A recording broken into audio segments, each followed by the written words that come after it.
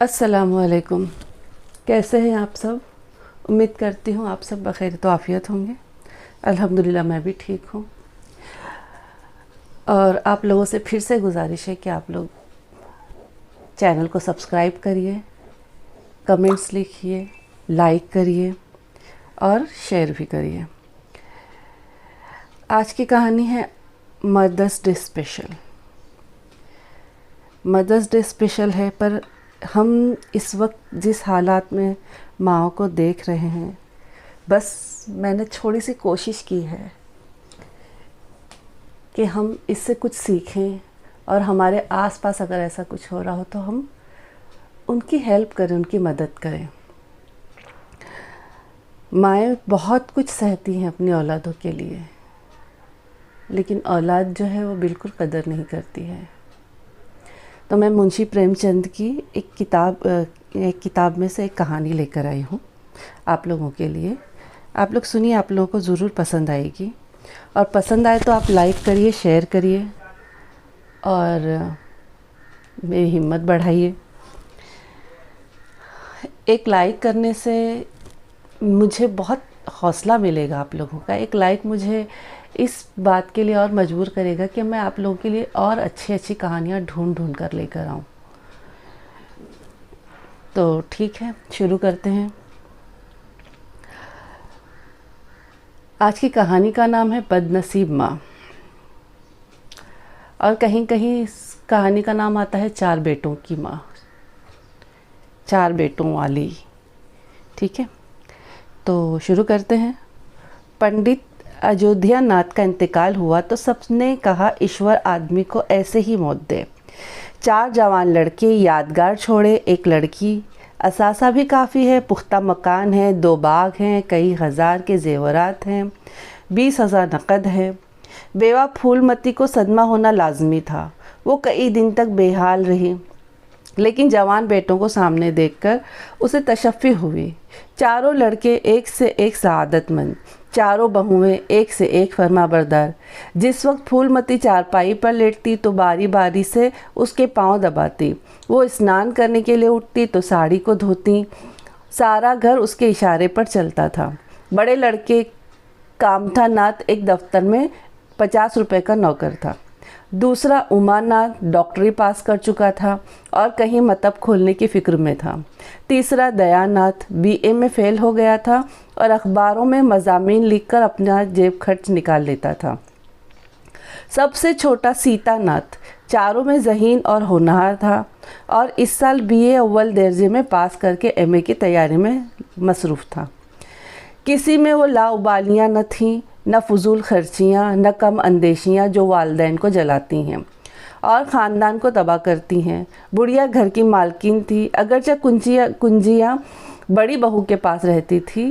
फूलमती वो हुकूमत पसंद न करती थी जो बुढ़ापे को सख्तगीर बना दिया करते हैं, मगर उसकी मर्ज़ी के बगैर कोई लड़का नाश्ता भी न मंगा सकता था। शाम का वक्त था। पंडित जी को मरे हुए आज 12वां दिन था। कल 13वीं है, बरहम भोज होगा, बरादरी की दावत होगी, उसकी तैयारियां हो रही हैं। फूलमती अपने हुजरे में बैठी देख रही है कि पल्लेदार बोरियों में आटा लाकर रख रहे हैं। घी के टीन भी आ रहे हैं, सब्ज़ी के टोकरे, शक्कर की बोरियां, दही की मटकियां सब चली आ रही हैं। महाब्राह्मण के लिए दान की चीज़ें लाई गई, बर्तन, पलंग, बिस्तर, कपड़े वगैरह, मगर फूलमती को कोई चीज़ नहीं दिखाई गई। हस्बे ज़ाब्ता सब चीज़ें उसके पास आनी चाहिए थी। वो हर चीज़ को देखती, उसे पसंद करती, उसकी मिक़दार में कमी बेशी करती, तब इन चीज़ों को भंडारे में रखा जाता। मगर उसे दिखाने की किसी ने ज़रूरत न समझी। अच्छा आटा 3 ही बोरी क्यों आया? उसने तो 5 बोरियों के लिए कहा था। घी के भी 5 ही कनस्तर आए, उसने 10 कनस्तर मंगवाए थे।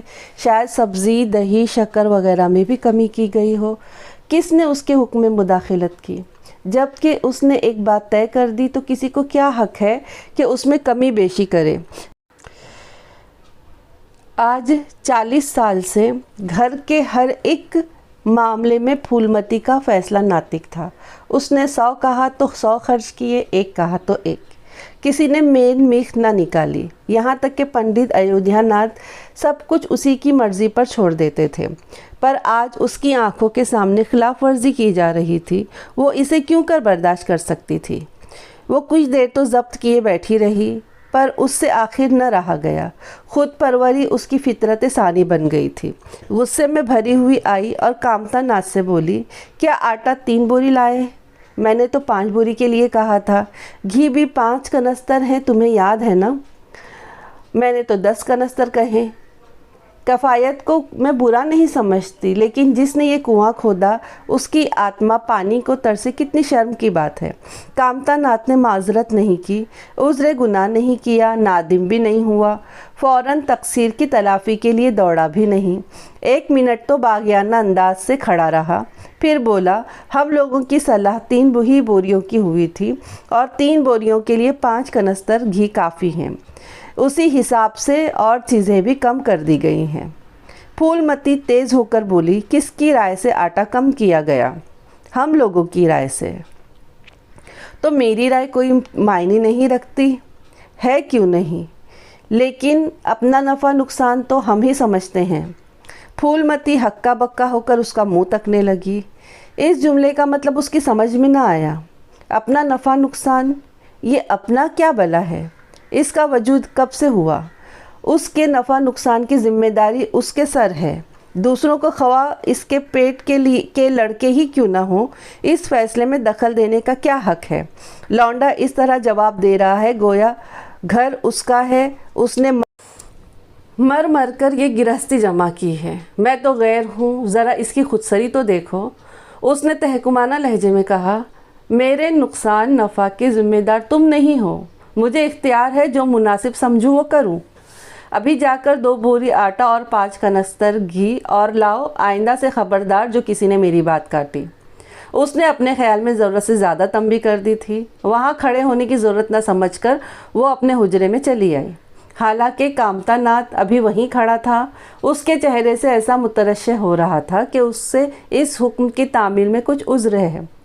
मगर फूलमती मुतमईन थी।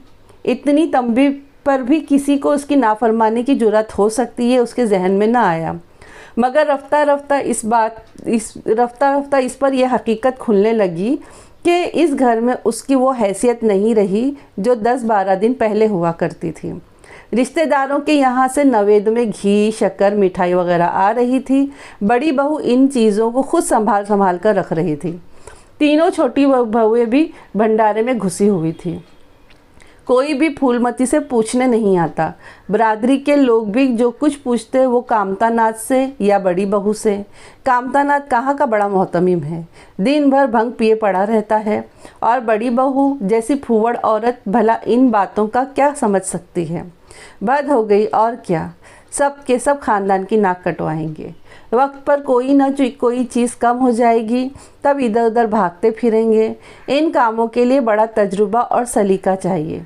कोई चीज़ ज़रूरत से ज़्यादा बन जाएगी और मारी फिरेगी। कोई चीज़ इतनी कम बनेगी कि किसी पत्तल पर पहुंचेगी, किसी पर नहीं। आखिर इन सबों को हो क्या गया है? अच्छा बड़ी बहू सेफ क्यों खुल रही है? ये सेफ तो मेरी मर्ज़ी के बगैर खोलने वाली कौन होती है? कुंजी उसके पास ज़रूर है, लेकिन जब तक मैं रुपए ना निकलवाऊँ संदूक नहीं खोल सकती। आज इस तरह खोल रही है गोया जैसे सब कुछ उसका हो और मैं कोई ना हूँ। उसने बड़ी बहू के पास जाकर तुंद लहजे में कहा, सेफ क्यों खोलती हो बहू? मैंने तो खोलने के लिए नहीं कहा। बड़ी बहू ने बेबाकाना अंदाज में कहा, बाजार से सामान आया है तो क्या दाम ना दिए जाएंगे? कौन चीज़ किस भाव में आई है और कितनी आई है मुझे कुछ मालूम नहीं। जब तक हिसाब ना हो जाए रुपए कैसे दिए जाएंगे? हिसाब तो सब हो गया है।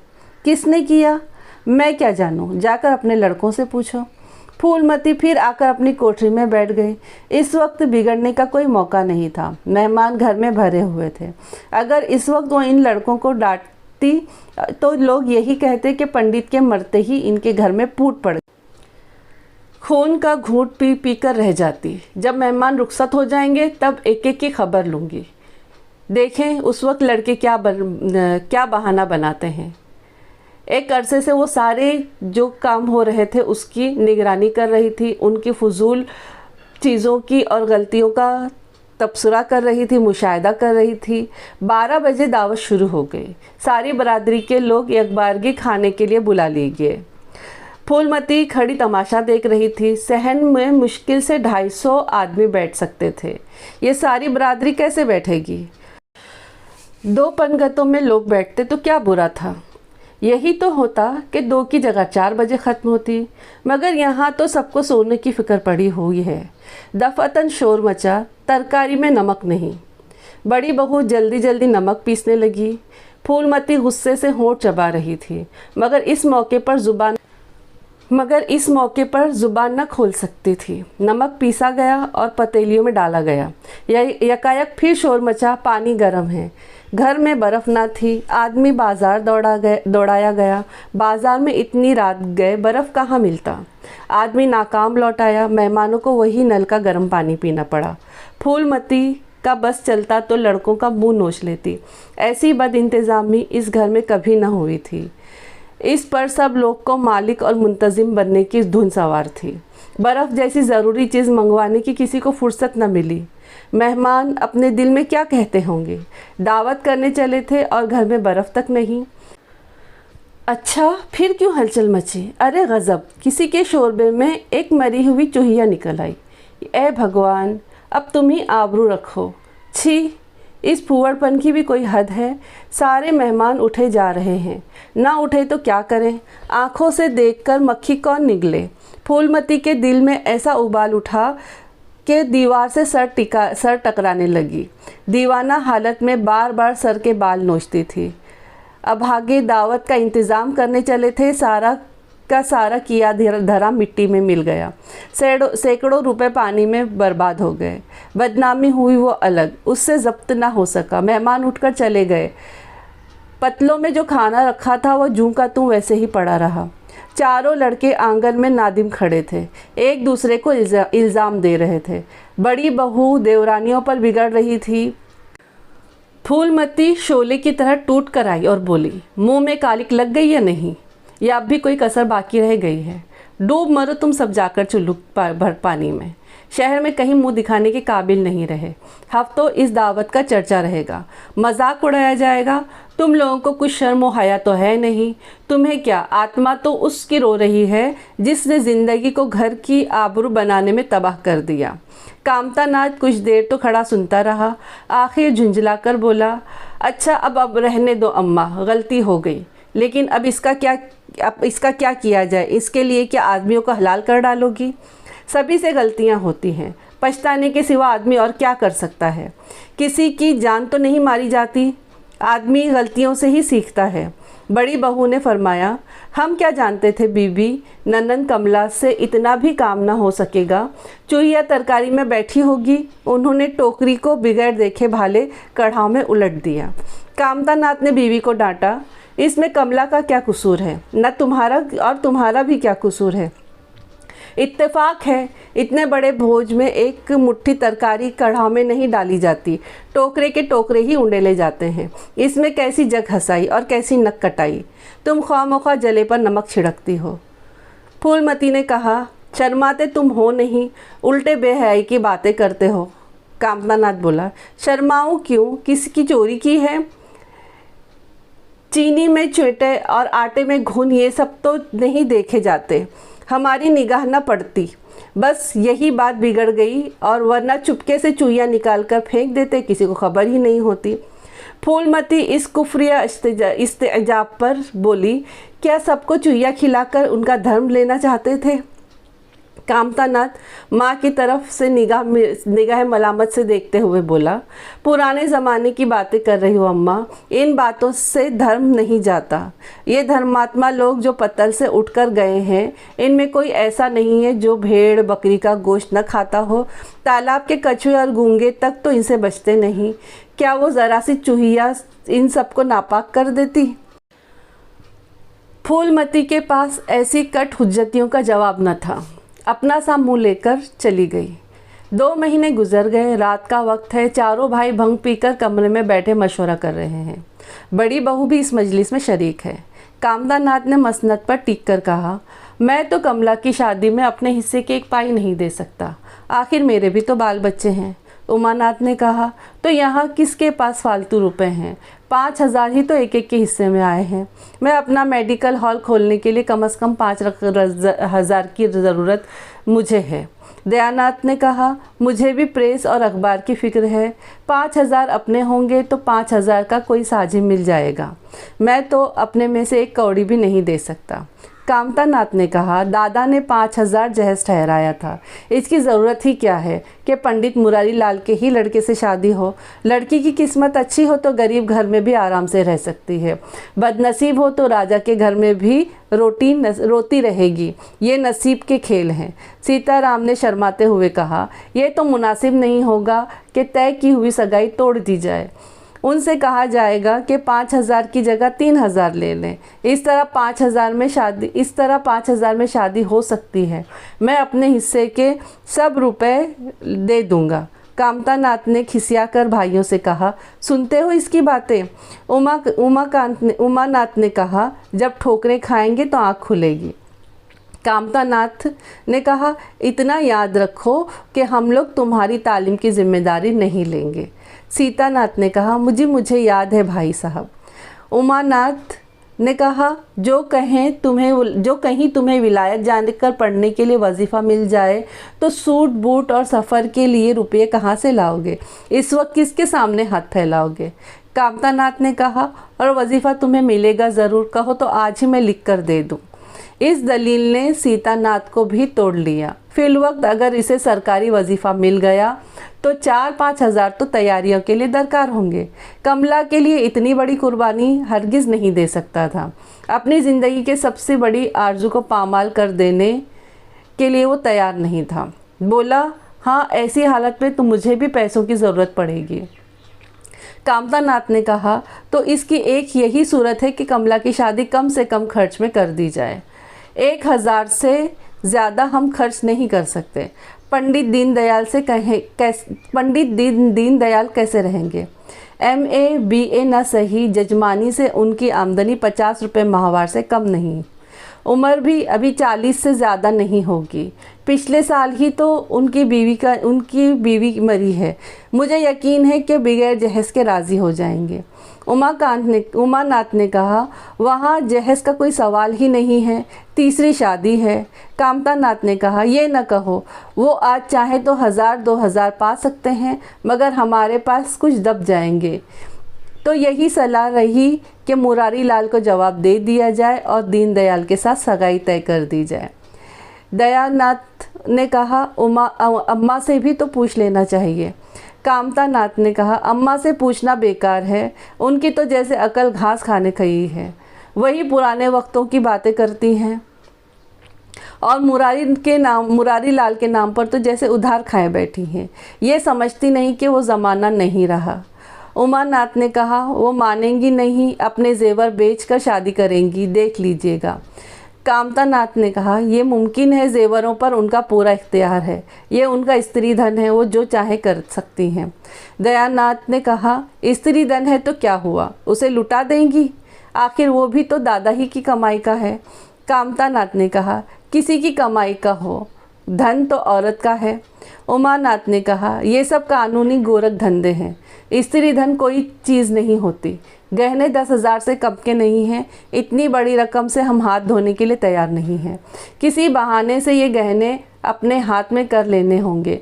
अभी दीनदयाल का जिक्र न करो, वरना ताड़ जाएंगी। गहने अपने पास आ जाएं तो साफ साफ कह दो, तब क्या कर लेंगी? दयानाथ ने कहा, हाँ, ये तरकीब अच्छी है। कामतानाथ ने कहा, मुझे तो धोखे की चाल अच्छी मालूम नहीं होती। जिस चीज़ पर हमारा हक है उसके लिए हम लड़ सकते हैं, जिस पर हमारा हक नहीं उसके लिए हम धोखाधड़ी नहीं कर सकते।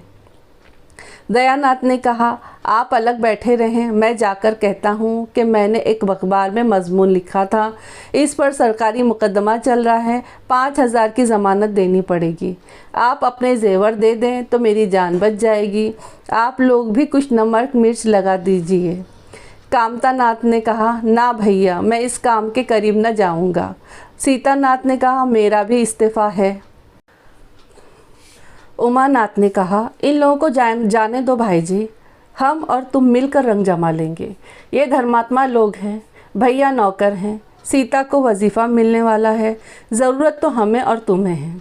बड़ी बहू ने फरमाया, 50 रुपए के तो नौकर हैं या और कुछ, इतने दिन मुझे यहाँ हो गए आकर, पीतल का एक छल्ला भी तो न बनवाया, तौफीकी न हुई, आज धर्मात्मा बने हैं। उमानाथ ने कहा, अम्मा के जेवर मिल जाएंगे तो उनका हार तुम्हें दे दूंगा, भाई खातिर जमा रखो। बड़ी बहू, मिल चुके वो गुड़ नहीं जो चींटे खाए। दयानाथ ने कहा, अच्छा तो इसी बात पर अभी हो जाता है, जेवर लेकर ना आऊं तो मुंह न दिखाऊंगा। ये कहने की ज़रूरत नहीं कि दयानाथ की कौड़ी चित पड़ी थी। माँ का ममता भरा दिल बेटे की मुसीबत देखकर क्यों न पसीजता। फूलमती ये दास्तान सुनते ही बावली हो गई। इस पर उमानाथ ने और भी रंग जमाया, अगर सुबह 10 बजे तक रुपए दाखिल ना हुए तो हथकड़ियाँ पड़ जाएंगी। बैंक से रुपए तो अभी नहीं मिल सकते, महीनों खतों किताबात होगी, विरासत का फैसला हो जाएगा, तब कहीं जाकर रुपए मिलेंगे। फूलमती को ये कब बर्दाश्त हो सकता था कि इसके जेवरों के होते हुए उसके बेटों के हाथों में हथकड़ियाँ पड़ जाएं। मैं सारे जेवर निकालकर दयानाथ की हाथ में रख दिए। इस तरह अपनी माँ की गर्दन पर खंजर चलाकर दोनों नाखल्फ खुश खुश भाइयों के पास लौट आए। 2-3 महीने और गुजर गए। जेवरों पर तसर्रुफ करके चारों भाई अब माँ की दिलजोई करने लगे और अपनी अपनी बीवी को समझाते रहते कि अम्मा का दिल ना दुखाएं। अगर उसकी तशफ़ी थोड़ी सी जाहिरदारी में हो जाती है तो उसमें क्यों कमी की जाए। चारों करते अपने दिल की, मगर माँ से सलाह ले लेते, ऐसा जाल फैलाते कि वो इनकी बातों में आ जाती और हर एक बात में रजामंद हो जाती। बाग फरोख्त करना इसे नागवार गुजर रहा था, लेकिन चारों ने ऐसी बंदिशें बांधी कि वो उसको बेचने पर तैयार हो गई। हाँ, कमला की शादी के मामले में बेटों से इत्तेफाक न हुआ। वो कहती थी कि शादी मुरारी के लड़के से ही होगी। चारों भाई पंडित दीनदयाल से करना चाहते थे। एक दिन इस बात पर तकरार की नौबत आ गई। फूलमती ने कहा, माँ बाप की कमाई में क्या बेटी का हिस्सा नहीं है? तुम्हें 10,000 का बाग मिला, 25,000 का मकान मिला, 20,000 नकद मिले, क्या 5,000 में कमला का भी हिस्सा नहीं है? कामतानाथ ने नरमी से कहा, अम्मा, कमला हमारी बहन है, हम अपने मकदूर भर से कोई ऐसी बात न करेंगे जिससे उसका नुकसान हो, लेकिन हिस्से की जो बात कहती हो वो कमला का कुछ नहीं है उसमें। दादा जब जिंदा थे तब की और बात थी, अब तो हमें एक एक पैसे की किफ़ायत करना पड़ेगी। जो काम 1,000 में हो जाए उसके लिए 5,000 खर्च करना कहाँ की अक्लमंदी है। उमानाथ ने तस्हीह की, 5,000 क्यों साहब, 10,000 कहिए। दावत, ज़ियाफ़त, रस्म रसूम, क्या 5,000 में ये सब खर्च ना होंगे? कामतानाथ, हाँ ठीक कह रहे हो, 10 ही समझो। 10,000 रुपये एक शादी में खर्च करने की अब हमारी हैसियत नहीं। फूलमती ने ज़िद पकड़कर कहा, शादी तो मुरारी लाल के लड़के से ही होगी, चाहे 5,000 खर्च हो चाहे 10,000। मेरे शौहर की कमाई है, मैंने मर मर कर जोड़ा है, अपनी मर्ज़ी से खर्च करूँगी और अगर तुमसे मांगने जाऊं तो मत देना। कामतानाथ को अब तक हकीकत के इजहार के सिवा कोई चारा ना हुआ। बोले, अम्मा तुम ख्वामोख्वाह बात बढ़ाती हो। जिस रुपए को तुम अब अपना समझती हो तुम्हारा नहीं है, वो हमारा है, एक एक पाई हमारी है। तुम हमारी मर्ज़ी के ख़िलाफ़ इसमें से कुछ नहीं खर्च कर सकती। फूलमती को तो जैसे सांप ने डस लिया। क्या कहा तुमने? गोया मैं अपने ही रुपए अपनी मर्ज़ी से खर्च नहीं कर सकती। कामतानाथ ने कहा, वो रुपए तुम्हारे नहीं हैं, हमारे हैं। फूलमती ने कहा, तुम्हारे होंगे लेकिन मेरे मरने के बाद। कामतानाथ ने कहा, नहीं, दादा के मरते ही सब कुछ हमारा हो गया। उमानाथ ने कहा, अम्मा तो कानून जानती नहीं, ख्वामोख्वाह उलझती रहती हैं। फूलमती के बेनूर आँखें शोले की तरह दहक उठी, चेहरा लाल हो गया। बोली, तुम्हारा कानून भाड़ में जाए, ऐसे कानून में आग लगे, ऐसे लिच्चर कानून को मैं नहीं मानती। ये कानून है कि गले पर छुरी फेरना है। तुम्हारे दादा ऐसे कोई धन्ना सेठ न थे, मैंने पेट काट और तन काट कर ये पैसे जमा किए थे, नहीं तो आज इस घर में धूल उड़ती होती, घर ही कहाँ होता। मेरे जीते जी तुम मेरे पैसों को छू नहीं सकते। मैंने तुम चारों भाइयों की शादियों में 10-10 हज़ार रुपये खर्च किए हैं, तुम्हारी पढ़ाई में भी 5-5 हज़ार की रकम खर्च हुई है। कमला भी तो मेरे ही पेट से आई है, उसकी शादी में भी 10,000 खर्च करूंगी। जो कुछ बचेगा तुम ले लेना। उमानाथ ने झल्लाकर कहा, भाई साहब आप नाहक अम्मा के मुँह लगते हैं। चल कर मुरारी लाल को ख़त लिख दीजिए। ये कायदा कानून तो जानती नहीं, बेकार में बहस करती है। फूलमती ने जब्त करके कहा, अच्छा क्या कानून है, ज़रा मैं भी तो सुनो। उमानाथ ने कहा, कानून यही है कि बाप के मरने के बाद सारी जायदाद बेटों की हो जाती है। माँ का हक सिर्फ गुजारे कर लेने का होता है। फूलमती ने पूछा, किसने बनाया है ऐसा कानून? उमानाथ ने कहा, हमारे ऋषियों ने महाराज मन्नू ने बनाया है इस कानून को।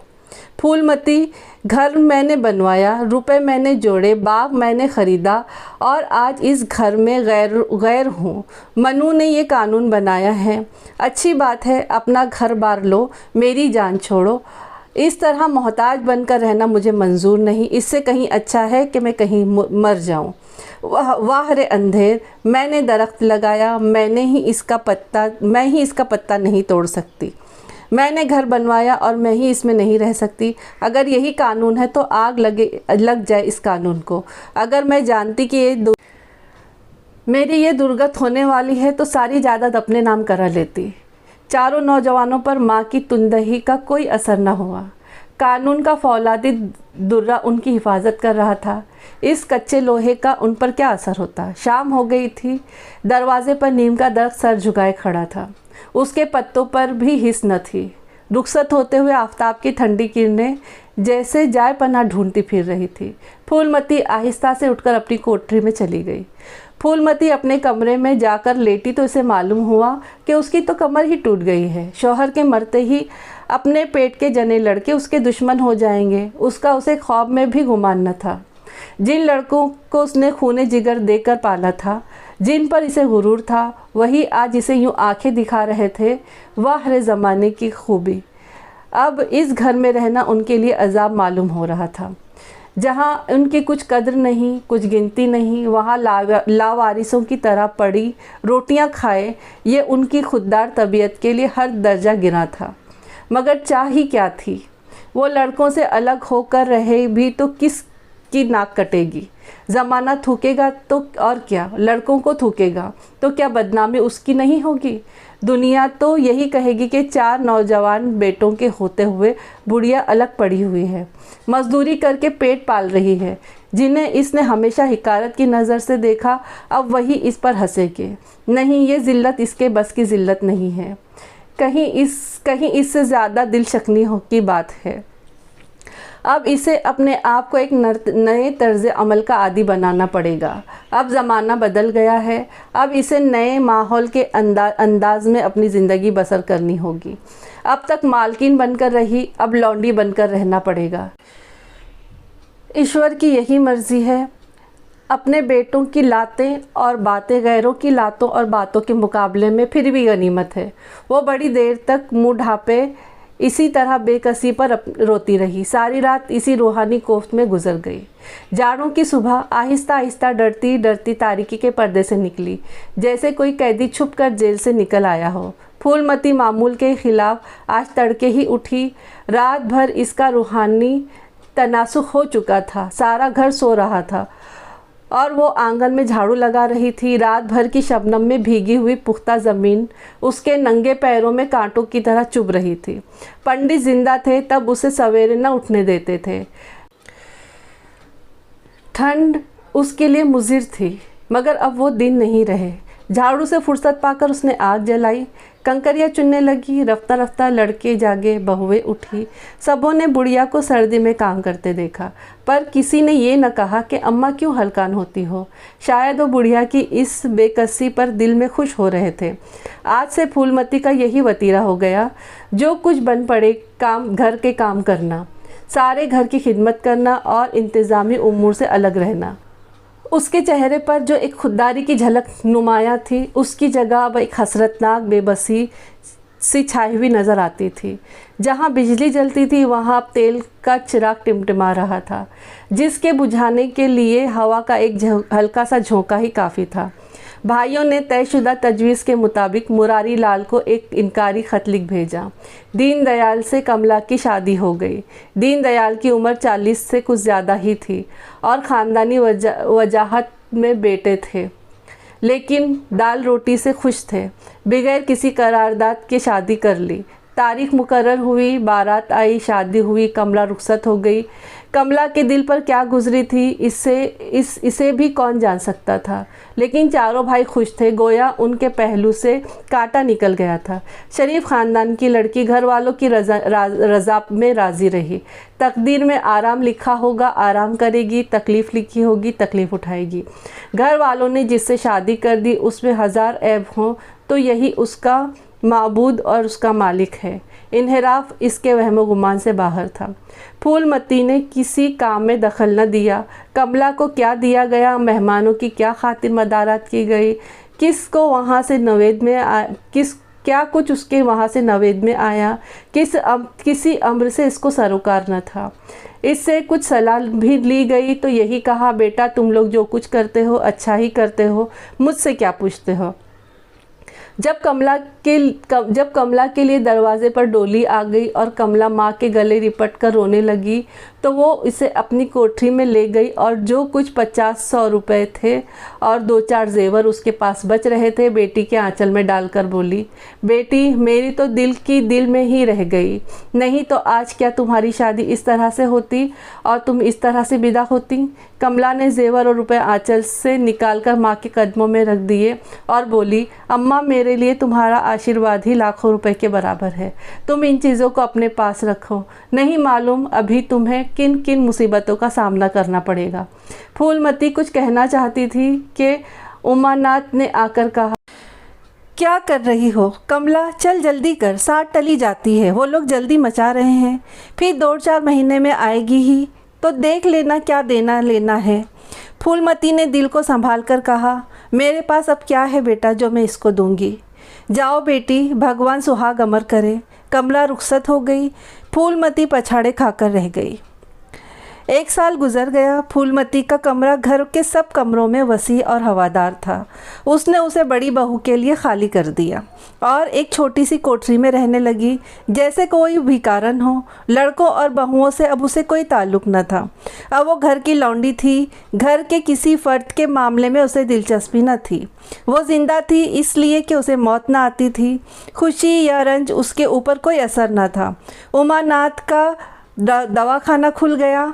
दोस्तों को दावत हुई, रिश्तेदारों को दावत हुई। दयानाथ ने अपना अखबार जारी किया, जलसा हुआ। सीतानाथ को वजीफ़ा मिला, वो विलायत पढ़ने चला गया। फिर जश्न हुआ। कामतानाथ के बड़े लड़के का शास्त्र के अनुसार यज्ञ हुआ। खूब धूमधाम हुई। फूलमती के चेहरे पर मसरत की खफीफ सी झलक भी नज़र न आई। उमानाथ टाइफाइड में महीना भर बीमार रहे। दीनानाथ ने एक मजमून लिखा और दफ़ा 144 में 6 महीने के लिए जेल चले गए। उमानाथ ने एक मामले में रिश्वत लेकर गलत रिपोर्ट लिखी और साल भर के लिए मुअत्तल कर दिए गए। फूलमती के चेहरे पर रंज की परछाई तक न पड़ी। उसकी ज़िंदगी में किसी किस्म की दिलचस्पी, कोई आरजू, कोई फ़िक्र न थी। बस चौपाइयों की तरह काम करना और खाना, यही उसकी ज़िंदगी के 2 काम थे। जानवर मारने से काम करता है और मगर खाता है दिल से। वो बेकहे काम करती थी मगर खाती कम थी। जहर के निवालों की तरह खाती थी। महीनों सर में तेल न पड़ता, महीनों कपड़े न धुलते, कुछ परवाह नहीं। उसमें गोया एहसास ही फना हो गया था। सावन की झड़ी लगी हुई थी। मलेरिया फैल रहा था। आसमान पर मिटियाले बादल, ज़मीन पर मिटियाला पानी। नम हवा सीनों में बलगम और कफ भरती फिर रही थी।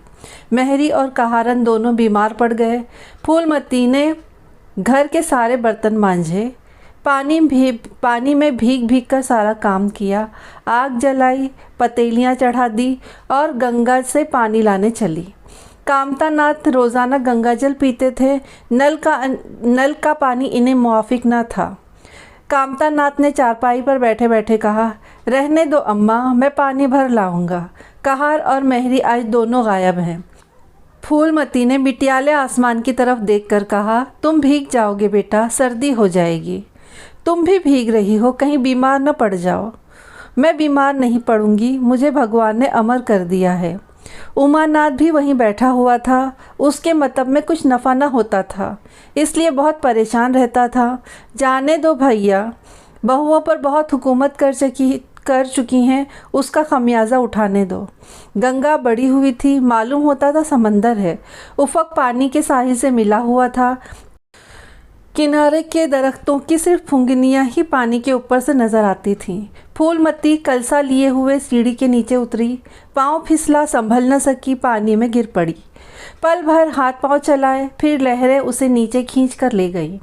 किनारे पे 2-4 पंडित चिल्लाए, अरे बुढ़िया डूबी जाती है। 2-4 आदमी दौड़े भी, लेकिन फूलमती लहरों में समा गई। इन बल खाती लहरों में जिन्हें देखकर ही इंसान सहम उठता है। एक ने पूछा, ये कौन बुढ़िया थी? अरे वही पंडित अयोध्यानाथ की बेवा। अयोध्यानाथ तो बहुत बड़े आदमी थे। हाँ, इसकी तकदीर में ठोकर खाना लिखा था। इसके तो कई लड़के बड़े बड़े हैं और सब कमाते हैं। हाँ, सब हैं भाई, मगर तकदीर भी तो कोई चीज़ है। ये कहानी यहीं ख़त्म होती है। एक माँ के बारे में है। कल मदर्स डे है, लेकिन हर दिन तो माँ ही का होता है ना। हम एक दिन को ही क्यों मनाते हैं? हमें तो रोज़ मदर्स डे मनाना चाहिए। जितनी हमसे हमारी माँ प्यार करती है, क्या हम उसका आधा भी उसे लौटाते हैं? जितना वो हमारा ख्याल रखती हैं, जितनी वो हमारी केयर करती हैं, हम उसका आधा भी उसे लौटाते हैं? इस सवाल का जवाब मुझे कमेंट्स में दीजिए।